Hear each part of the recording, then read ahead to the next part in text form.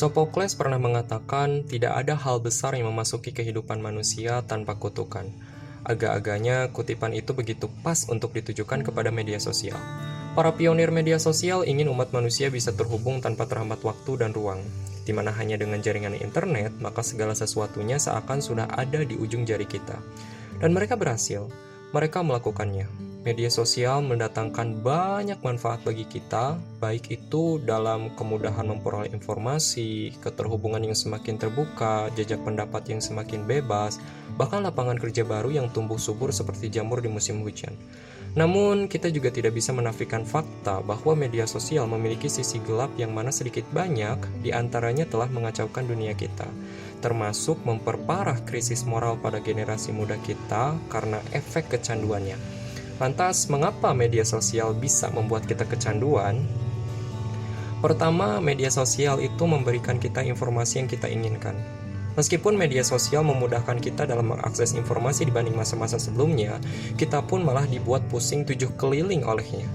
Perhatikan betapa seringnya kita mendapatkan informasi A di Facebook gitu ya, tetapi malah berbunyi B di Twitter untuk topik yang sama padahal.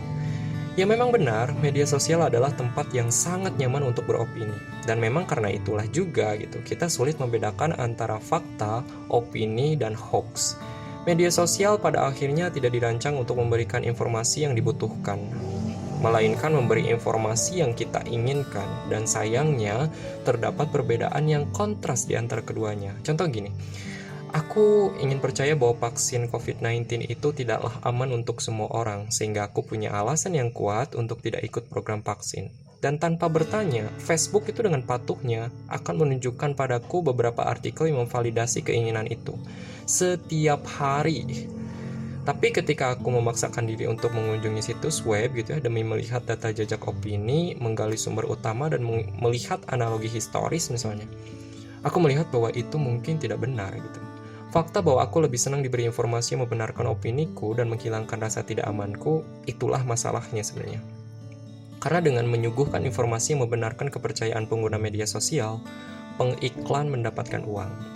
Kemudian yang kedua, media sosial itu mendistorsi persepsi realitas kita. Kebanyakan orang hanya mengunggah hal-hal yang indah saja di media sosial, seperti sepatu baru, rumah baru, pacar baru, teman baru, mantan baru, keluarga baru, dan seterusnya gitu ya. Hampir jarang sekali orang-orang yang mempost kemalangan, kemiskinan, kecerobohan, atau kebodohan dalam hidupnya. Karena unggahan di media sosial selalu diseleksi, maka media sosial tidak memberikan gambaran realitas hidup yang seimbang, tetapi cenderung ke hal-hal yang positif saja. Semua itu membuat kita mengira bahwa standar hidup yang normal itu harus selalu indah, sempurna, harmonis, dan ketika harus berhadapan dengan kenyataan yang tidak enak sedikit saja, bagi kita itu sudah menjadi masalah besar. Kemudian yang ketiga adalah meningkatkan rasa haus akan perhatian. Sebenarnya wajar gitu ya, karena kita adalah makhluk sosial gitu kalau kita butuh diperhatikan. Tapi ini menjadi tidak wajar ketika hasrat itu melebihi ambang batas dan media sosial itu menjadi fasilitatornya.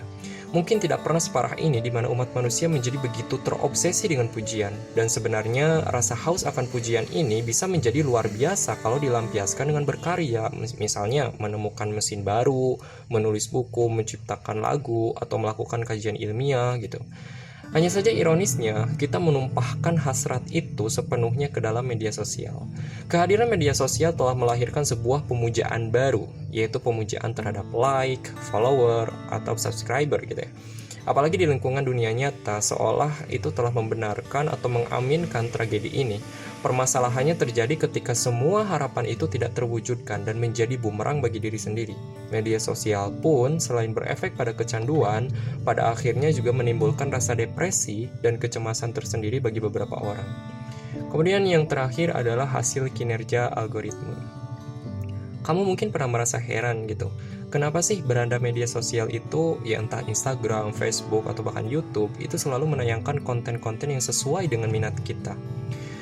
Kalau kamu belum tahu, itulah hasil dari kerja algoritma media sosial. Ada yang disebut dengan filter bubbles atau filter gelembung lah ya mudahnya. Dengan filter ini, kamu akan dipantau oleh semacam mesin otomatis di mana media sosial itu bisa menelusuri tentang apa saja yang kamu lakukan di media sosial. Misalnya hari ini gitu, kamu memberikan like pada sebuah meme lucu gitu ya. kemudian kamu membagikan itu, sadar atau tidak, konten yang persis dan serupa dengan meme itu dengan sendirinya akan berhamburan di layar beranda kamu. Begitupun dengan YouTube.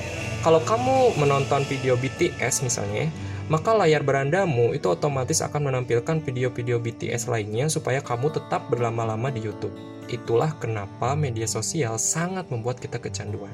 Dan salah satu alat yang digunakan oleh filter bubbles untuk mengawasi kita adalah tombol like. Bagaimana mungkin? Nah, kamu bisa mendengarkan podcast kami berikutnya untuk mengetahui tentang bagaimana sih tombol like, love, dan semacamnya itu bisa menjebak kita tanpa disadari oleh diri kita sendiri. Kita bertemu di podcast berikutnya ya. Bye.